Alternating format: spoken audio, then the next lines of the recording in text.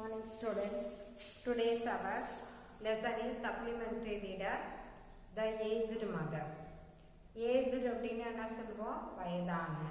வயதான ஒரு தாயை பற்றிய கதை இது. இது ஒரு ஜாப்பனீஸ் ஸ்டோரி. ஜாப்பனீஸ்னா ஜப்பானிய கதை தலைவரி இதை எழுதியிருக்காங்க. இப்போ ஏஜ்டு மதர் அப்படின்னு சொல்லி சொன்னால் வயசான அம்மா. இப்போ ஃபஸ்ட்டு நான் தமிழ் கதை அப்படின்னு சொல்லிடுறேன். ஒரு விவசாயி இருக்காரு. அவங்க வயதான அம்மா கூட ஒரு மலை அடிவாரத்தில் வசித்து வந்தாங்க.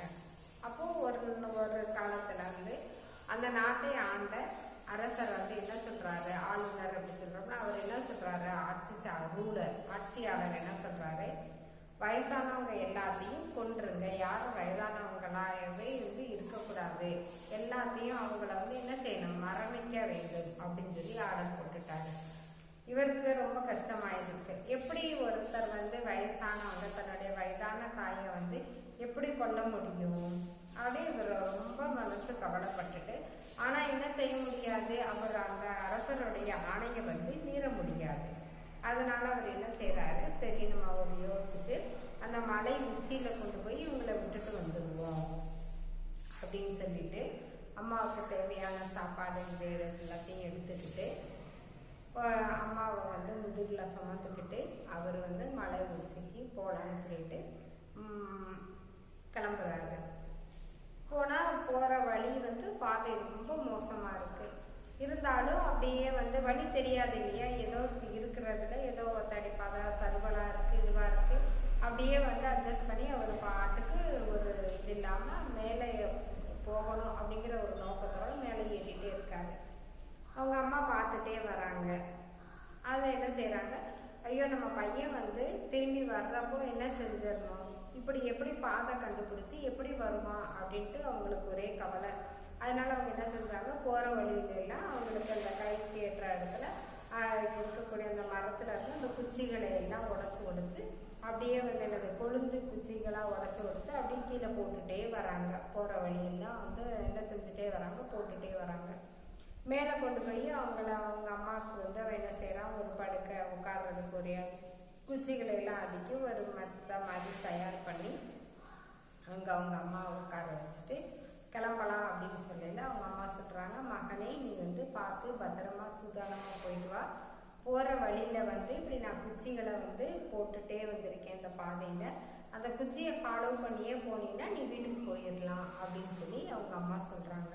சொன்னோடனே அவனால பொறுக்கவே முடியல. எப்படி ஒரு இதுவா நம்ம மகனை பார்த்துக்கிற அம்மாவை நம்ம எப்படி விட்டுட்டு வர முடியும் அப்படின்னு சொல்லிட்டு என்ன செஞ்சார், அம்மா அவங்க சொல்லட்டும், அப்படி அவர் உங்களை இருக்கிறீங்க அப்படின்னு சொல்லி சாக சொன்னார்னா நம்ம 2 பேரும் ஒன்னாவே செத்து போயிருக்கோம் அப்படின்னு சொல்லிட்டு திரும்பவும் அவங்க அம்மாவை தூக்கிக்கிட்டு அவன் கீழே வந்துடுறான். கீழே அவங்க கிச்சனுக்கு கீழே ஒரு இடத்துல மறைச்சு வச்சிடறான். அவங்க அம்மாவை மறைச்சு வச்சுட்டு சாப்பாடு கொடுத்து வச்சுட்டே இருக்கான். கொஞ்ச நாள் கழிச்சு என்ன பண்ணக்காரு, அவர் திரும்ப ஒரு ஆர்டர் போடுறாங்க. எல்லாரும் மக்கள் சாம்பல்ல கயிறு பிரிச்சு கொண்டு வரணும் அப்படின்னு சொல்லிட்டாங்க. எல்லாருக்கும் ஒரே கஷ்டம், என்னடா இது சாம்பல்ல எப்படி கயிறு பிரிக்க முடியும் அப்படின்னு சொல்லி யோசிச்சுட்டே இருக்காங்க. இவனும் ரொம்ப கவலைப்பட்டுட்டு அவங்க அம்மா கிட்ட சொல்லிட்டு இருக்கான், அப்படியே அவர் சாம்பல்ல கயிறு பிரிக்கணும் அப்படின்னு சொல்றாரு அப்படின்னு சொல்லி அவங்க சொல்றாங்க.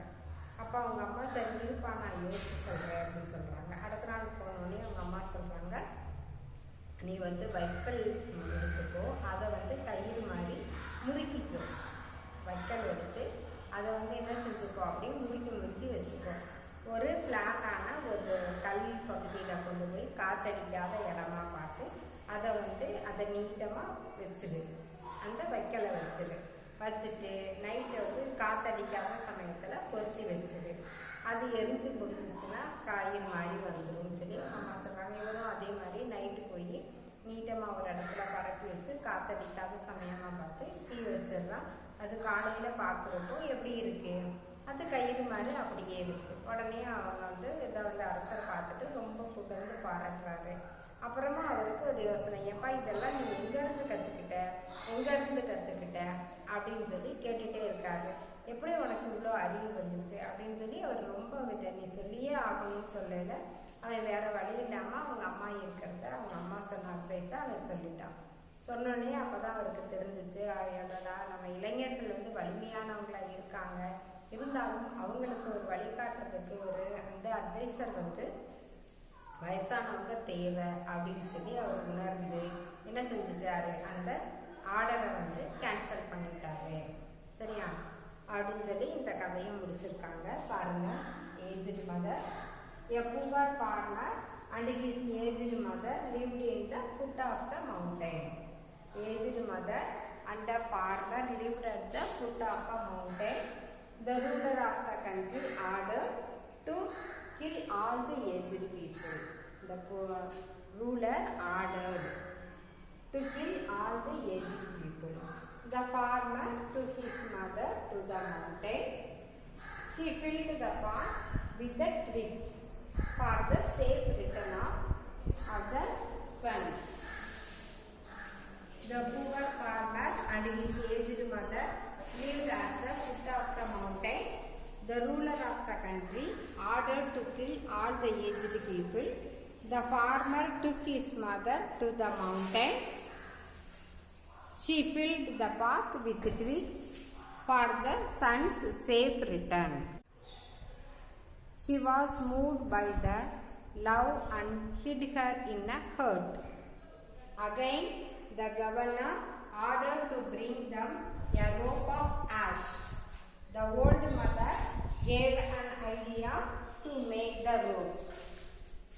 When the ruler knew the truth, he revoked the cruel law.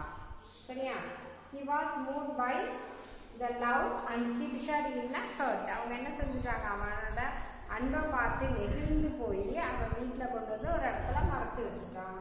Again the government order, என்ன திரும்ப ஆர்டர் பண்ணுறாரு, to bring them a rope of ash, சாம்பலால் ஆன ஒரு ரோப் கையில் கொண்டு வான்னு சொல்கிறாங்க. The old mother gave an idea, அவங்க அம்மா என்ன செஞ்சாங்க, ஒரு ஐடியா கொடுத்தாங்க. The ruler knew the truth, அந்த ரூலருக்கு அந்த உண்மை தெரிஞ்சோடனே he revoke the cruel law, அந்த ஆர்டரை என்ன செஞ்சுட்டாரு, அந்த கொடுமையான அந்த சட்டத்தை வந்து அவரே நீக்கிட்டாரு. அவ்வளோதான்ப்பா.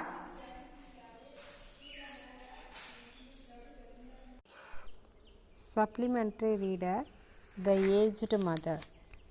This Japanese folk tale is also known as the story of the aged mother.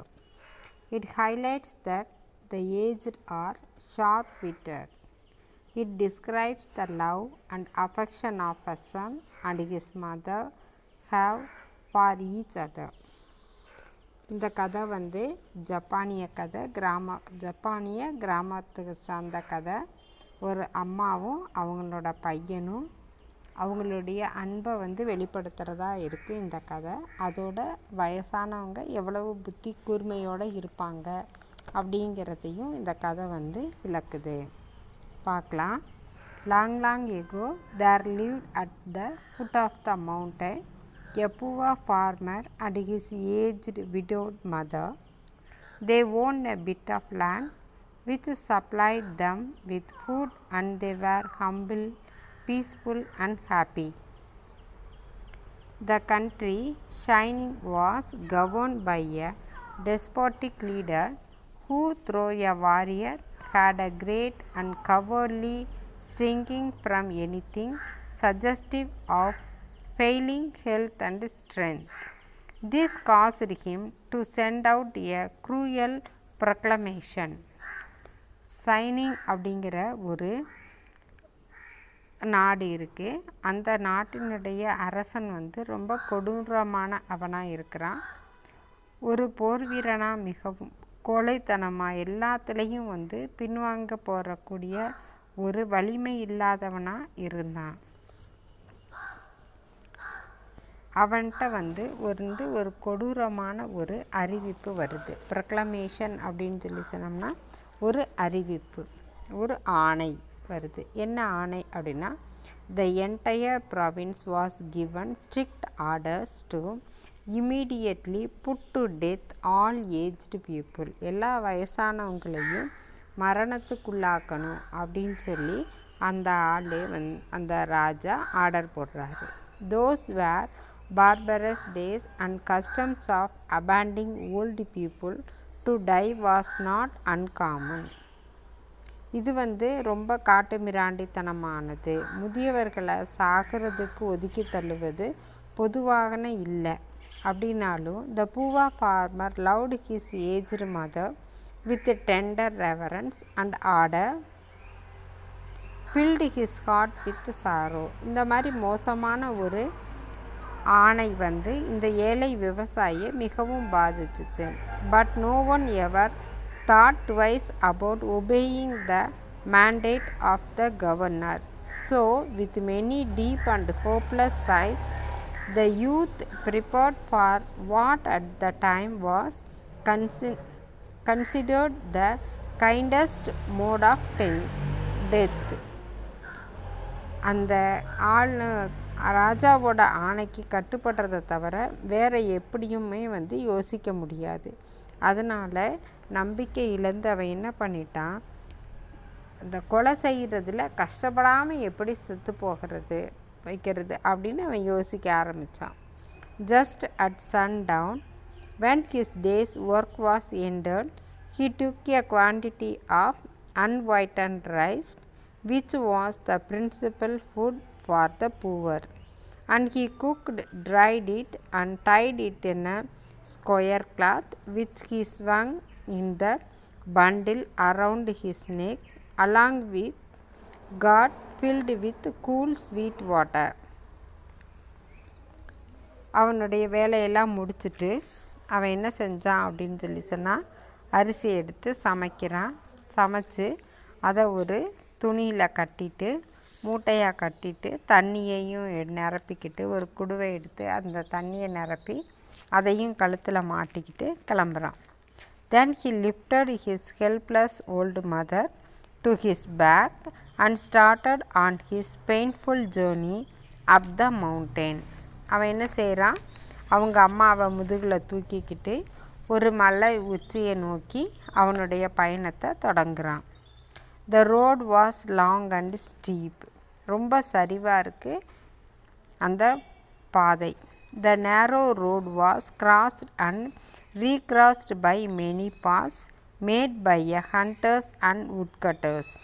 In some places they lost and confused, but he gave no heed. அந்த பாதை எப்படி இருந்துச்சு அப்படின்னா ரொம்ப நேரோ அப்படின்னா குறுகலான, அப்படியே குறுக்கல நடுக்கலையும் அப்படியே பாதை போய்கிட்டே இருக்குது. அது ரொம்ப குழப்பமாக அந்த வழி இப்போ தெளிவாக போயிட்டு வர்ற மாதிரி இல்லை. One path or another it mattered not. எந்த பாதையோ எப்படியோ அவன் எதையுமே கவனிக்கலை. And he went climbing blindly upward. ஏதோ ஒரு குருட்டுத்தனமாக அவன் பாட்டுக்கு மேலே ஏறிக்கிட்டே இருக்கான்.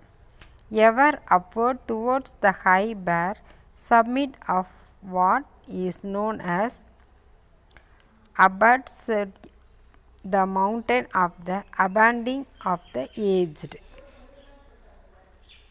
இந்த ஆதரவற்ற முதியவர்களை எல்லாத்தையும் கொண்டு போய் ஒரு மலை உச்சியில் கொண்டு போய் அங்கே விட்டுட்டு வந்துட்டான். The eyes of the old mother were not so dim but that they noted the reckless hasting from one path to other, and her loving heart grew anxious. Her son did not know the mountain many paths, and his return might be one of danger. So she stretched forth her hand and snapped the twigs from bushes, and they passed. She quietly dropped a handful every few steps of the way, so that as they climbed the narrow path behind them was dotted at frequent interval with tiny piles of twigs. அவங்க அம்மா என்ன செஞ்சிட்டே இருந்தாங்க, அவங்க போகிற பாதை அவனுக்கு எப்படியோ என் பாட்டுக்கு ஒரு பக்கம் ஏறிட்டே இருந்தான். அதனால் அவங்க அம்மா ஐயோ மகன் திரும்பி இறங்கி வரையில் இவ்வளோ பாதை இருந்துச்சுன்னா உனக்கு வழி தெரியாதே அப்படின்னு சொல்லிட்டு என்ன செஞ்சாங்க, அந்த காட்டில் இருக்க செடியெல்லாம் குச்சியெல்லாம் என்ன செஞ்சுட்டே வந்தாங்க, பறித்து ஒவ்வொரு குச்சியாக வந்து வழி நெடுக போட்டுகிட்டே வராங்க. At lost the submit was reach weary and heart sick. The youth gentle realized his burden and silently prepared a place of comfort as his last duty to the loved one. Gathering fallen pine needles, he made a soft cushion and tenderly lifted his mother onto it. He wrapped her padded coat more closely about her stooping shoulders, and with tearful eyes and an aching heart he said farewell. இந்த மலைக்கு போனோடனே அவனுக்கு அவனுங்க அம்மாவை இறக்கி கீழே வைக்கிறான். ரொம்ப கஷ்டம் அவனுக்கு, அம்மாவை விட்டுட்டு போகிறமேன்னு சொல்லிட்டு. அதனால் என்ன பண்ணுறான், அங்கே இருக்கிற மரக்குச்சியெல்லாம் சேகரித்து அங்கே வந்து ஒரு ஆசனம் மாதிரி அமைச்சு அவங்க அம்மாவை வந்து என்ன செய்கிறான், மெல்ல தூக்கி அதில் உட்கார வைக்கிறான். அப்புறம் என்ன செய்கிறான், ரொம்ப கண்ணீர் மல்க அவங்ககிட்ட இருந்து போயிட்டு வரேன் அப்படின்னு சொல்லி சொல்கிறான். The trembling mother's voice was full of unselfish love as she gave her last injection. Let not thine eyes be blinded, my son, he said, the mountain road is full of danger. நீ நல்லபடியாக போயிட்டு வா, இந்த மலை பாதை வந்து ரொம்பவும் ஆபத்து நிறைஞ்சதாக இருக்குது. Look carefully and follow the path which holds the piles of twigs. நீ போகிற வழியில் பார்த்துப்போ, அந்த குச்சி வந்து நான் கொஞ்சம் கொஞ்சமாக போட்டுகிட்டே வந்திருக்கேன். அந்த குச்சிகள் வந்து உனக்கு நீ போகிற வழியை சொல்லும் அப்படின்னு சொல்லி அவங்க அம்மா சொல்கிறாங்க. They will guide you to the familiar path farther down. கீழே போகிறதுக்கு நம்ம வந்த பாதையே உனக்கு ஃபெமிலியரான பாதையே உனக்கு தெரியும் அப்படின்னு சொல்லி சொல்கிறாங்க. The son's surprised eyes looked back over the path, then at the poor old, shivery hands all scratched and solid by their work of love. His heart broke within the bowing to the ground. He cried aloud, "O honorable mother, your kindness breaks my heart. I will not leave you. Together we will follow the path of twins. Together we will die." அதை அப்போ கேட்ட உடனே அவனுக்கு ரொம்ப கஷ்டமாயிடுச்சு. உடனே என்ன செய்கிறான், மரியாதைக்குரிய அம்மாவே, உன்னுடைய பரிவு என்னை வந்து ரொம்ப சிலிர்க்க வைக்குது. நான் உன்னை விட்டுட்டு போக மாட்டேன். நம்ம 2 பேரும் சேர்ந்தே இந்த குச்சிகளை பார்த்து நம்ம வழியை கண்டுபிடிச்சி போவோம். அங்கே போய் மரணம்னு வந்துச்சுன்னா நம்ம 2 பேரும் ஒன்றாவே செத்து போயிடுவோம் அப்படின்னு சொல்லிட்டு அவன் சொல்கிறான். Once more he shouldered his burden. திரும்பவும் என்ன செஞ்சிட்டான், அவங்க அம்மாவை தூக்கிக்கிட்டான். He hastened down the path through trembled with dread. The order must be obeyed, yet who is all shining could make a rope of ash. One night in great distress, the son whispered the news to his hidden mother. "Wait," she said, I will think. On the second day, she told him what to do. Make a rope of twisted straw, she said. Then stretch it upon a rope of flat stone and burn it on a windless night.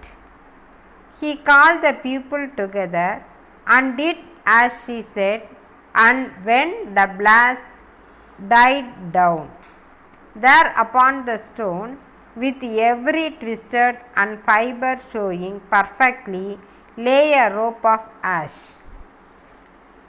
அந்த அரசன் வந்து திரும்பவும் ஒரு ஆணையிடுறான். அந்த ஆணைக்கு எல்லாருமே நடுங்கிட்டாங்க.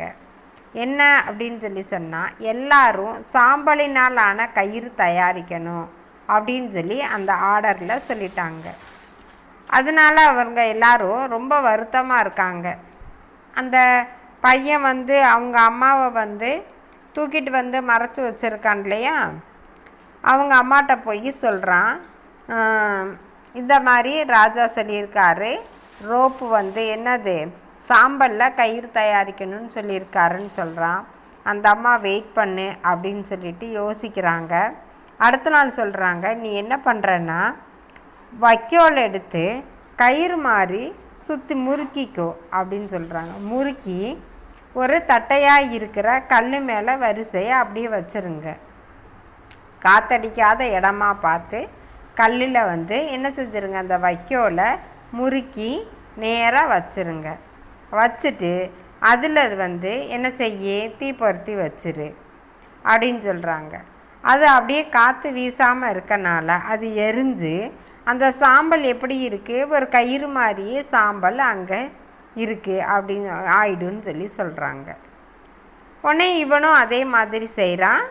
அப்போ வந்து என்ன ஆயிடுச்சு, சாம்பல் கயிறு ரெடி ஆயிடுச்சு. The governor was pleased at the wit of the youth and praised greatly, but he demanded to know where he had obtained his wisdom. Alas, cried the farmer, the truth must be told. And with deep bows, he related his story. The governor listened and then meditated in silence. Finally, he lifted his head. Shining needs more than strength of youth, he said gravely, that I should have forgotten the well-known saying, with the crown of snow there comes wisdom. That was very hour and cruel law was abolished, and custom derived into far past, that only legend remain. அந்த கயிறை பார்த்தோன்னே அந்த அவர் ராஜா என்ன கேட்குறாரு, ரொம்ப மகிழ்ச்சி அடைகிறாரு, சந்தோஷமாக பாராட்டிட்டு, நீ எப்படி இதை தெரிஞ்சுக்கிட்ட அப்படின்னு சொல்லி இதை சொல்லியே ஆகணும் அப்படின்னு சொல்லி அவர் ரொம்ப கம்பல் பண்ணுறாரு. அப்போ அவன் வந்து அழுதுகிட்டே சொல்கிறான், ஐயோ உண்மையை சொல்லணுமே அப்படின்னு சொல்லிட்டு என்ன சொல்கிறாரு அப்படின்னா, நடந்ததை பூராத்தையும் அவன் அப்படியே சொல்லிட்டான். ராஜா கொஞ்ச நேரம் யோசிக்கிறாரு. ஷைனிங் மாநிலத்துக்கு இளைஞர்கள் வலிமையும் வேணும், அதே சமயத்தில் அதை விட சிறந்ததாக அவர்களுடைய அறிவுரையும் தேவைப்படுது அப்படின்னு சொல்லி தெரிஞ்சுக்கிட்டு, நான் வந்து மூத்தோர் சொல் வார்த்தை அமிர்தம் அப்படிங்கிற அந்த பழமொழியை வந்து நான் மறந்துட்டேன்.